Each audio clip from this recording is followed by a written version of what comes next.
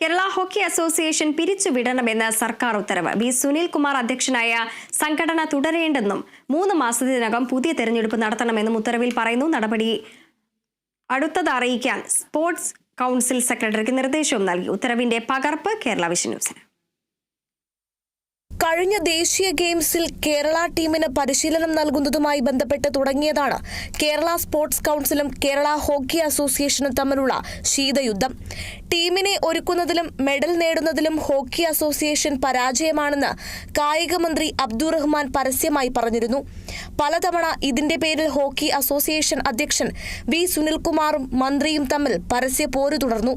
ഇപ്പോൾ ഇതിന്റെ ചുവട് പിടിച്ച് സുനിൽകുമാറിന്റെ നേതൃത്വത്തിലുള്ള കേരള ഹോക്കി അസോസിയേഷൻ പിരിച്ചുവിടാനുള്ള സർക്കാർ ഉത്തരവിറങ്ങി. ഹോക്കി താരങ്ങളുടെ പരാതിയുടെ അടിസ്ഥാനത്തിൽ ഒരു പ്രത്യേക അടിയന്തര അന്വേഷണ സംഘത്തെ നിയോഗിച്ചുവെന്നും ഇവർ കണ്ടെത്തിയ പിഴവുകളുടെ അടിസ്ഥാനത്തിലാണ് അസോസിയേഷൻ പിരിച്ചുവിടുന്നതെന്നും ഉത്തരവിൽ പറയുന്നു.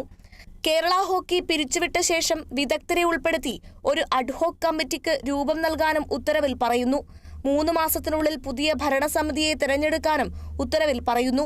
ഉത്തരവിൽ വൈകാതെ നടപടി സ്വീകരിക്കാൻ സ്പോർട്സ് കൗൺസിൽ സെക്രട്ടറിക്ക് കായിക വകുപ്പ് നിർദ്ദേശം നൽകിയിട്ടുണ്ട്.